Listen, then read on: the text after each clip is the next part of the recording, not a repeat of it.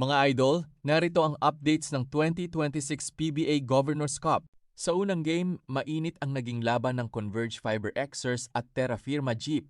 Ngunit agad na nagpakitang gilas ang bagong import ng Converge na si Cameron Clark sa kanyang debut game. Kinontrol ng Converge ang laro at umabot pa sa 29 points ang kanilang biggest lead. Kahit nagtangka ang Terra Firma na mag-comeback sa second half, nanatiling matatag ang Fiber Xers hanggang sa tuluyang makuha ang panalo sa score na 120-103. Si Calvin Abueva ang tinanghal bilang best player of the game. Nagpakita si Abueva ng all-around performance matapos magtala ng 17 points, 11 rebounds at 3 assists para sa isang solidong double-double performance.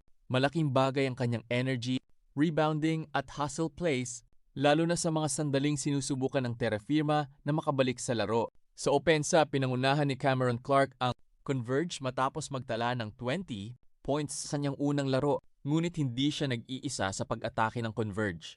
May 20 points din si Justin Arana, habang nagdagdag sina Juan Gomez Deliano at Justin Tungkab ng tig 13 points. Si Justin Baltasar naman ay may 12 points, habang parehong nagtala ng 9 points sina Mikey Williams at MJ Garcia. Nag-ambag din sina Larry Muyang na may 3 points at Alex Stockton na may 2 points upang kumpletuhin ang balanced scoring ng Fiber Xers. Para naman sa Terra Firma, hindi naging madali ang kanilang laban. Ngunit nagkaroon pa rin sila ng ilang players na nagpakitang gilas sa opensa. Nanguna si Justin Strings na may 28 points, habang nagdagdag si Juami Tiongso ng 21 points. May 16 points naman si Gio Chiu, habang nagtala sina Joseph Eriobu ng 12 points at Maverick Ahanmisi ng 10 points. Samantala, nagdagdag si JM Bravo ng 9 points, habang nagdapos si Brent Paraiso na may 7 points. Gayunpaman, hindi naging sapat ang kanilang scoring effort upang tuluyang makahabol sa malakas na opensa ng Converge. Sa kabuuan, ito ay isang statement win para sa Converge Fiber Xers. Sa debut game ni Cameron Clark, sa double-double ni Calvin Abueva, at sa solid contributions ng buong koponan, ipinakita ng Converge na handa silang bumangon matapos ang kanilang 4-game losing streak. Isang nakakabahalang eksena ang sumiklab sa third quarter matapos ma-injure ang import ng NLEX na si Dequan Jones na nagtamo ng ankle injury. Agad siyang tinutukan ng medical staff habang unti-unting nakahabol ang TNT at naging single-digit na lamang ang kalamangan ng Road Warriors. Ngunit sa kabila ng pagkawala ni Jones, nanatiling matatag ang Road Warriors. Umabot sa overtime ang bakbakan, pero sa huling minuto, sila ang nagpakita ng composure at tuluyang tinalo ang TNT sa score na 118-111. Tinanghal na best player of the game si LJ Gonzalez matapos magtala ng 26 points at 6 rebounds. Nanguna naman sa scoring ng NLEX si Robert Bolick na may 27 points. Sinundan ni Gonzalez na may 26, Dequan Jones na may 23, Shawnee Winston at JB Bahio na parehong may 11, Anthony Semerad na may 8, Kevin Alas na may 5, Gamboa na may 3, at tig 2 points sina Enoch Valdez at Kevin Racal. Para naman sa TNT, nanguna si Hollis Jefferson na may 30 points, kasunod si Ray Nambatak na may 28, Jordan Heading na may 17, Brandon Ganuelas-Rosser at RR Pogoy na parehong may 15, Kim Aure na may 5, at Kevin Ferrer na may 1 point. Narito ang pinakabagong PBA Governors Cup standings. Sa Group A, nananatiling nasa tuktok ng standings ang NLEX Road Warriors na may 7 panalo at 1 talo. Sinusundan sila ng San Miguel Beermen na may 6 na panalo at 2 talo. Nasa ikatlong pwesto ang TNT Tropang 5G na may 4 na panalo at 4 na talo. Nasa ika-4 na pwesto ang Converge Fiber Xers na may 4 na panalo at 4 na talo. Ang Terra Firma Jeep na may 3 panalo at 5 talo. Samantala, nasa huling pwesto ang Macau Giant Pandas at Titan Ultra Giant Risers na kapwa may 2 panalo at 6 na talo.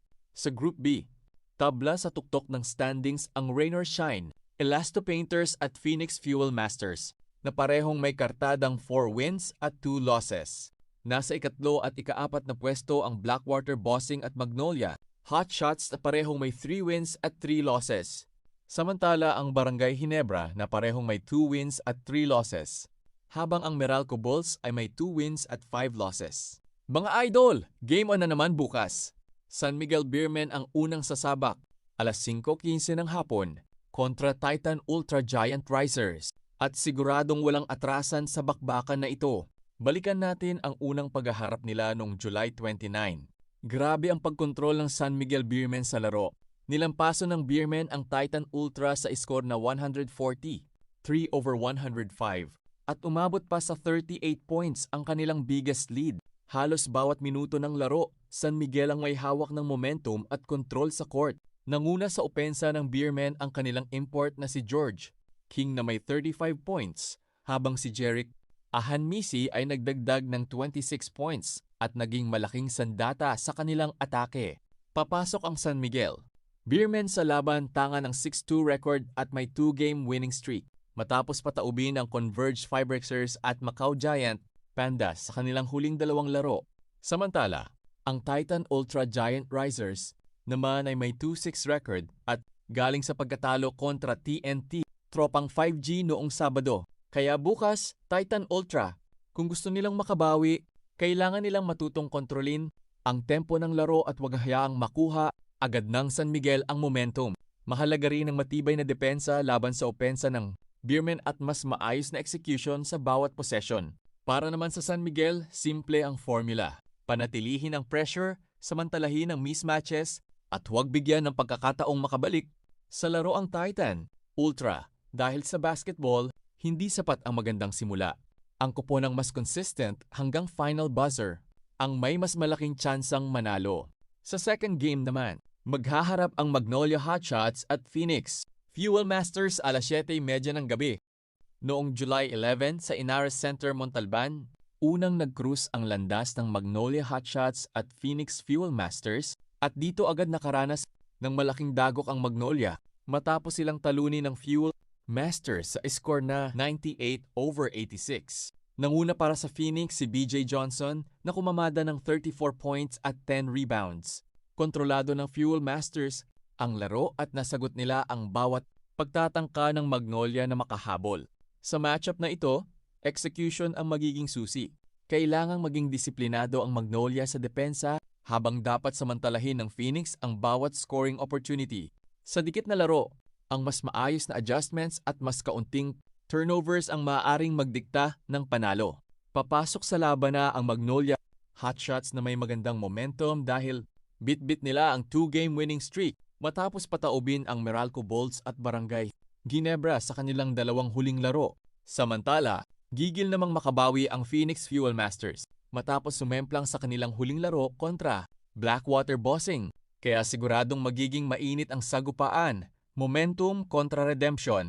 Hanggang dito muna tayo. Kung nagustuhan ninyo ang update na ito, huwag kalimutang i-like ang video, mag-subscribe sa channel, at pindutin ang notification bell para lagi kayong updated sa pinakabagong PBA news, game schedules, team standings, at game results. Maraming salamat sa panunood at magkita-kita tayo sa susunod na sports update.